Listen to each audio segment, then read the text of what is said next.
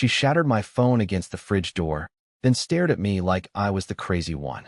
No warning. No build-up. 1 minute, I was reheating leftover lasagna. The next, I'm standing there barefoot, glass everywhere, while my wife, my actual wife, stands there holding the phone battery like it was a trophy. "You weren't supposed to see that," she hissed. Not yelled, hissed. Like some villain in a low-budget thriller. And all I could think to say was, "Whose name is Caleb? Riley?" That was it. That was the whole question. I didn't even raise my voice. She turned her back and said, "God, you're so dramatic." As if I was overreacting to seeing nude selfies sent to her gym friend and her texting, "I can't wait till my loser husband's gone this weekend." Spoiler, I wasn't gone. My trip was canceled because my boss tested positive. But she didn't know that. She was too busy planning a sleepover with Caleb. And honestly, I think she wanted me to find out. That's the part that kills me. It wasn't even a mistake. It was contempt. I walked out of that kitchen without saying another word. I didn't cry. I didn't scream. I just took my keys and my ring and dropped them both into the garbage can outside, right on top of a half-eaten banana and a wine cork from girls' night. I spent the night at a 24-hour diner eating pancakes next to a guy in a full Batman costume who told me he was off duty. That man. More honest than my wife. The next morning, I came back to pack a bag, thinking she'd either be gone or waiting with an apology. Instead, she was on the couch, drinking coffee like nothing happened, wearing my hoodie, and when I stepped inside, she didn't even look at me, just sipped her mug and said, "I regret every day with you." I swear the coffee pot shook. I said nothing for maybe a full 30 seconds, then quietly walked over, pulled my hoodie off her shoulders, and said, "Then let this be your last one." That's how I left. Not dramatic. Just done. But exactly 1 week later, someone knocked on my motel door at 1:13 a.m. It was her best friend, in tears, and she said 10 words that made me sit down, hard. "You don't know the half of what she's done." At first, I thought she was drunk. Why else would Riley's best friend be standing outside a rundown motel at 1 in the morning, mascara running, hair up in a panic bun, wearing one slipper and holding a purse like it might explode? But then she looked at me with this trembling, almost terrified expression and said it again. "You don't know the half of what she's done." I just blinked. Do I even want to? She pushed past me and sat on the edge of the bed like it was her place, then buried her face in her hands. "I shouldn't be here," she muttered. "But you don't deserve this." Now look, I've always had this weird gut instinct when something's really, really wrong. Like a pressure in my chest, tight and slow, before the truth hits. I felt it when my dad collapsed that morning in the kitchen. I felt it when my college roommate stole my rent money and vanished. And I felt it again, right there, watching her knees bounce with nervous energy as she tried to form the words. "She's not just cheating, Franklin," she said. "It's bigger than that." I couldn't speak. Not yet. I just sat, arms crossed, waiting for the punch to the face I knew was coming. "She's been seeing Caleb for over a year. But not just him. There are others. At least 3 that I know of. She brags about it. Like she's playing a game and you're just some checkpoint. She called you her placeholder." I felt something between laughing and throwing up. "She told me last week," she continued, "that the only reason she hasn't divorced you yet is because your credit score is better and she wants a house loan approved first." That broke me. I'm not even ashamed to say it. I stood up, walked into the bathroom, shut the door, and sat on the edge of the tub like a ghost. She didn't come after me, just waited in silence. When I came out 10 minutes later, I felt hollow, and I said the only thing that mattered. "Why are you telling me this?" She hesitated. Then, without looking up, she whispered, "Because I used to think Riley was just impulsive. Wild. You know? A little selfish, but harmless. But lately, she's darker. Like she enjoys hurting people. And I think she's planning something else." I narrowed my eyes. "What do you mean something else?" She pulled a crumpled note from her purse and held it out like it was poison. "I found this in her apartment. I don't know who it's meant for, but it's got your name on it." It wasn't a love note. It was a list of assets, my accounts, my passwords, the car title, my social security number, things I hadn't even told Riley.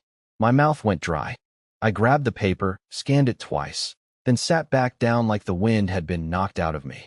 "She's not just cheating on you," the friend whispered. "She's trying to erase you." And suddenly, I realized something I hadn't let myself believe before. My wife never loved me. She studied me, used me, and now, she was finished. But I wasn't. I didn't sleep that night. Not even a minute. I just sat there in that itchy motel chair, staring at the list Riley's friend had given me. My full name, my bank details, the VIN number of my car, even my mother's maiden name written in parentheses like it was just some trivia fact. It was intimate in a way that made my skin crawl. She had collected me like a puzzle, and now she was ready to tear me apart. By sunrise, Riley's friend, her name's Hazel, by the way, had passed out sideways on the bed, still in one slipper, still holding her purse like it was handcuffed to her wrist. I didn't wake her. I just sat there quietly, wondering how much of my life had been real. Because honestly, I don't think any of it was. Not with Riley. It wasn't just the cheating anymore. It was the calculated way she did it. The long con. I kept flashing back to moments that suddenly had new meaning. When she encouraged me to merge our accounts. When she insisted on handling all our paperwork. When she offered to manage my credit card rewards and started getting mail addressed to her under my name. I thought she was just being helpful. God, I was a moron. Around 6:40 a.m., Hazel stirred and groaned like someone waking up after surgery. She looked at me, blinked hard, and immediately apologized for showing up, said she'd leave, said she regretted everything. But I stopped her. I told her no, I needed her. Not because I trusted her fully yet, but because she clearly knew more than she was letting on. And because I didn't have anyone else. Hazel took a breath and dropped one more bomb. She told me about the storage unit. Apparently, Riley had been paying for a storage locker in cash for nearly 6 months. Hazel only found out because they used to split a gym membership and Riley accidentally mentioned driving past the units after a session. Hazel, suspicious, followed her one day, saw her unlock a blue door and go inside for nearly an hour. When Hazel asked about it, Riley played it off, said it was just old junk. But something about the way she said it stuck with her. And now it stuck with me. I asked Hazel to take me there. She hesitated, clearly torn between loyalty and guilt, but eventually nodded.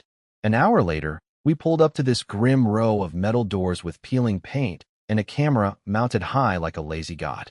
Hazel pointed to the one with the padlock, number 317. My stomach twisted. I didn't have a key, but I had a crowbar. Don't ask why. Maybe because I watched too many revenge movies on nights Riley came home too late smelling like wine and unfamiliar cologne. It only took 3 hard yanks before the lock snapped and the door groaned open. What I saw inside, it wasn't junk. It wasn't even close. It was everything Riley had stolen, from me and maybe from others. Boxes of documents, duplicate IDs, a laptop logged into an email account I didn't recognize, pictures of me, pictures of Caleb, even screenshots of messages between me and my brother. She'd been tracking me, monitoring me. There was even a manila folder labeled exit plan. That's when I finally lost it. I collapsed against the wall, knees weak, hands shaking. Hazel just stood frozen like she'd walked into a crime scene. That's exactly what it was. But here's the part that still haunts me, and I'm not being dramatic when I say this. On the back wall of the unit, taped up with neat blue painter's tape, were 3 words written in bold Sharpie. Know his patterns. And next to it, a list of dates. The last one was the following Saturday. I stared at it. Hazel stared at it. And we both realized something terrifying. Riley wasn't done yet. I left that storage unit feeling like I'd just climbed out of a grave someone else had been digging for me. For months. Maybe longer. The air felt heavier. Hazel tried to talk on the drive back, but her voice sounded like it was coming through a tunnel. I couldn't hear anything over the roar in my own head. Not just rage. Humiliation. I had been sleeping beside someone who was planning my disappearance like a project, color-coded folders and all. We went through the contents piece by piece at a diner on the outskirts of town, the kind of place with cracked vinyl booths and coffee that tastes like regret. I kept expecting Riley to walk in and laugh, like this was all some elaborate joke. But the longer I looked at what she had stashed away, the more I realized this wasn't a joke. This was a process, a strategy. There were receipts from bank accounts I never opened, phone bills with numbers I didn't recognize, emails between her and someone listed only as Nicolette R. One message made my stomach cramp up. Got the last piece. He still has no clue. Might move the date up. Hazel saw my hands shaking and gently asked if I wanted to go to the police. But what would I say? Hi, My wife's cheating and also maybe preparing to financially or legally obliterate me, but I'm not exactly sure how or when. I didn't have hard proof of anything criminal, just a creeping pattern of manipulation that was too smart to be loud. And Riley? She was a master at looking innocent. She could cry on command. She could turn a room against you with a single sentence. I needed to know more. I needed leverage. I needed to find out who Nicolette R. was, and fast. Hazel hesitated, then admitted something that made me nearly choke on my coffee. Nicolette was a name she remembered from years ago. Riley's ex-roommate. A professional problem solver, Hazel called her. Whatever that meant. She said Riley had joked about her before. Said she helped clean up messes when things got complicated. I didn't like the sound of that. Not one bit. That's when I made the worst decision of my life. And yeah, I know how that sounds, given everything I've already told you. But I couldn't take it anymore. I needed to look her in the eyes. I needed to see if she'd flinch. So I went back to the house. Hazel begged me not to. Told me Riley was unpredictable. But I told her I'd left something important. Truth is, I think I just wanted her to see me. To know that I knew. To see if she'd finally tell the truth or lie straight to my face again. I pulled into the driveway just before dusk. The porch light was already on. It used to make the house feel warm. Now it just looked staged, like a trap. When I stepped inside, I expected shouting. Accusations. Maybe tears. Instead, she was calm. Too calm. She stood in the living room with a glass of wine and said, "I was wondering how long it would take you to grow a spine." I didn't answer. I walked past her, went to the bedroom, grabbed a few of my things, toothbrush, laptop, charger, socks. It felt so stupid. So small. Then I said it. I said, "I know everything." She didn't blink. Just smiled into her glass and said, "No, Franklin, you really don't." And then, as I was halfway out the door, she added one final blow, casual as a grocery list. "You should ask Hazel why she really came to see you." That stopped me cold. I turned, confused, but Riley had already walked away, humming some song I couldn't place. And just like that, doubt set in. All over again. Because if Riley was this good at lying to me, then what if Hazel was too? I didn't go back to the motel that night. I couldn't. Not with my head spinning the way it was. I ended up parked outside a 24-hour laundromat in my car, windows fogged, phone in my lap, just staring, thinking.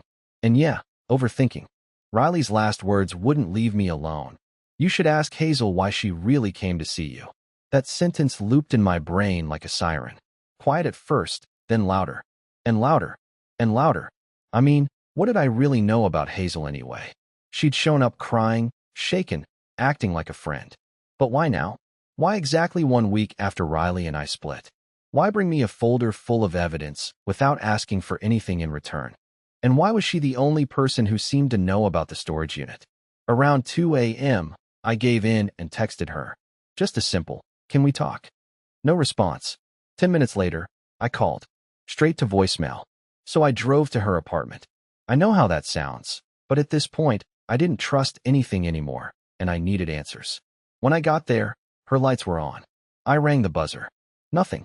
Knocked. Still nothing. But as I turned to leave, her door cracked open. She stood there in sweatpants, barefoot, eyes red like she'd been crying again, or maybe just not sleeping. "What did she tell you?" Hazel asked, skipping the small talk entirely. I didn't say anything at first. I just stared at her, waiting for some flicker of guilt or surprise. But she didn't look shaken. She looked scared. "Tell me," I said. "Why did you really come to me that night?" She stepped aside and let me in. Her place was small, cluttered, but warm, the opposite of Riley's cold, curated aesthetic.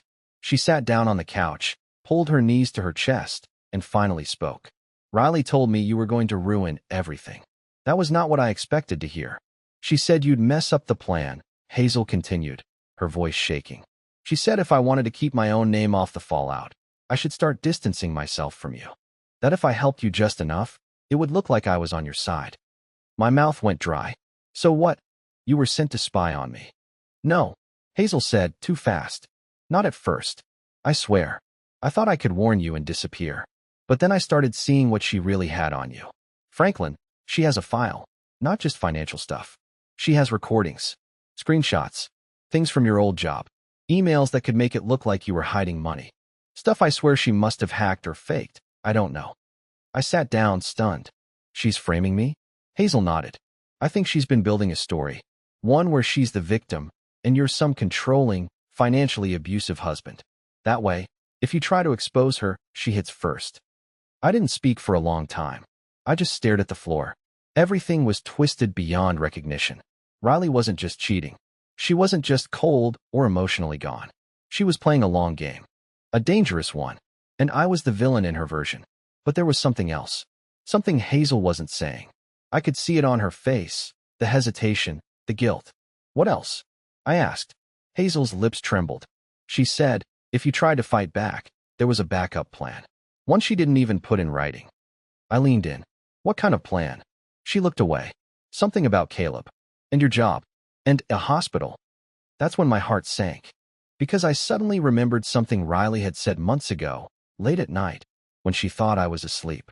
I'd been half-conscious on the couch, and she was on the phone in the kitchen. I only caught part of it. Yeah, he's allergic. I checked the records. Would be easy. I thought she was talking about her dog. I wanted to believe she was. But now I wasn't so sure. Hazel's voice broke through the noise in my head. She said she could ruin you in a way that wouldn't leave a mark. And in that moment, I realized something awful. This wasn't about divorce anymore. It was about survival. I didn't go home. I didn't go back to the motel, either. I just drove. No music. No destination. Just the sound of my own breathing and Riley's voice echoing in my head. That calm, smug tone when she said I really didn't know everything. She was right. I didn't. And the more I learned, the worse it got. Hazel's confession cracked something open inside me. I wanted to believe she was helping me now, but let's be honest, she admitted she was part of it at first. That Riley had used her like a pawn, and she went along with it. So why trust her now? Why believe any of this wasn't just another setup?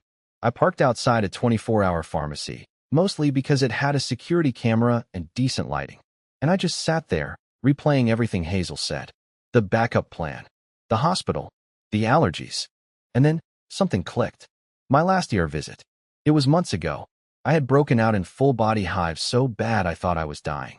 Riley drove me there herself. She even joked that I was being dramatic, called me Bubble Boy on the way back. At the time, I thought it was a weird seafood reaction. But now, I remember something she handed me that night. A smoothie. From a shop I'd never heard of. She said she picked it up while I was in the bathroom. I didn't finish it. But she watched me drink half. My stomach turned just remembering it. My allergy, macadamia nuts. Rare. Easy to forget. Even easier to weaponize. At this point, I didn't want revenge. I wanted protection. I wanted my identity, my body, my sanity, all of it back. I needed to be 10 steps ahead of her now. So I made a choice I didn't think I'd ever make. I called my ex-boss. The one Riley told everyone I hated. The one she said screwed me over. But the truth? He didn't. Riley just didn't like him because he saw through her. When he picked up, I barely said hello. Just jumped straight into it. I think my wife's building a case to destroy me. Or worse. There was a long pause. Then he said, I've been waiting for this call. I didn't even ask him what he meant. I just sat there in the car gripping the steering wheel like it was the only thing holding me together and waited. Finally, my old boss, Mitch, sighed and said, Franklin, we were warned not to tell you anything. But after what I've seen, I'm done protecting her. My chest tightened. Protecting who? Your wife? Riley. Or whatever name she's using now. Those words hit me like a slap. Whatever name. He asked if I could come in person. Said he had something he wasn't going to share over the phone. My heart was already racing before I even agreed. When I got there, he met me outside the back of the office building and led me into his private office like it was some kind of secret meeting. I sat down, still trying to wrap my head around everything. He pulled out a file. Not a thin one. A full folder. Tabbed. Stamped. After you left, he began, we had some legal trouble. We couldn't prove it, and we didn't have enough to involve the police, but internal funds were being moved. Discreetly. Someone had access they shouldn't have. He slid the folder toward me. My name was on one of the flagged emails. But I started, but he raised a hand. I know. We figured it out too late. She was using your credentials. Through your laptop, actually. But it was so precise, so careful, it looked like you. He paused, watching me closely. We fired you because we thought you were compromised, Franklin. We thought maybe you were being blackmailed or that you were letting someone use your access. We had no idea she was manipulating the entire thing behind the scenes. I opened the folder and stared at the screenshots, the file names, the login timestamps. My stomach dropped. Riley had used me as her entry point into an entire company's internal finances. And when she was done, she set me up as the fall guy and walked away clean. But that wasn't even the worst part. Mitch leaned in and said quietly, "We did some digging afterward. Nothing official, just backchannel stuff. We couldn't find any real background on her. No high school records. No college transcripts. Even the last name she used when she applied for insurance doesn't exist in public records." I swallowed hard. What does that mean? It means she's been someone else before. Probably more than once. I walked out of that building with the file pressed against my chest like it was a shield. I didn't even know who Riley was anymore, or if that was ever her real name. Back in the car, I called Hazel. She picked up on the first ring. "You knew?" I said. "You knew there was more." Hazel was quiet, then said, "I didn't know she used you to commit fraud." I swear. But yes, I knew she had other names. I didn't know why, just that she'd changed her ID before. She told me once it was for a fresh start. I laughed, not because anything was funny, but because fresh start sounded so clean, so innocent. But nothing about Riley was ever innocent. Hazel asked where I was, but I didn't answer. I hung up. I needed to think. I needed to plan. Riley wasn't just a liar. She was a full-blown manipulator with identities, assets, and a network of people like Caleb and this mysterious Nicolette who seemed to clean up her messes. If she had done this before, changed names, vanished, taken people down with her, then I wasn't her first. But I could be her last. Because I finally had something she couldn't control, the truth. And I was going to use it. I didn't sleep that night. Again. But this time, it wasn't out of fear. It was clarity. Cold, calm clarity. You know that moment when you stop trying to win, and you start planning your exit? That's where I landed. For the first time in years, I wasn't chasing Riley's approval, or explanations, or even the truth. I already had it. Now it was about control, taking back what was mine. The next morning, I booked an appointment with a lawyer. A real one. Not the guy who did my cousin's traffic tickets. I brought everything. The photos. The fake accounts. The forged logins. The folder Mitch gave me. Even the file from the storage unit, with Riley's neat little exit plan printed across the cover. He didn't even blink as he looked through it all. He just said, "We're going to make sure she never touches another cent of yours." Then came the cleanup. I froze the accounts she thought she controlled. Changed passwords. Put alerts on every form of ID. Flagged my credit. Canceled every card she'd ever used. I even left a little message on our shared Google Calendar. One event. Game over. But the final blow wasn't legal. It wasn't financial. It was personal. Hazel and I talked. A lot. I grilled her, pushed, questioned every motive. But in the end, I believed her. She wasn't innocent, but she was done being Riley's puppet. She gave me one last tip. Riley had a new Caleb. His name was Justin. Married. 2 kids. No idea who she really was. So I sent Justin a message. Short. Simple. No drama. Just the truth, backed with photos, timestamps, and enough evidence to bury her story. And then, I left. I didn't stay to see the fallout. I didn't watch her world crumble. I didn't take pleasure in her unraveling. I just walked away. 6 months later, I lived 3 states away. New place. New job. Peace. Real peace. I don't flinch when my phone buzzes. I don't scan the room when I walk into a restaurant. I don't wake up wondering if I'm about to lose everything. Because I already did, and somehow that's what saved me. And the best part? Last week, I got a letter from Riley. No return address. Just 5 words on a torn notebook page. "You ruined everything. Congratulations." I read it, smiled, tossed it in the trash. Because no, she ruined everything. All I did was finally let go. And now, I'm free.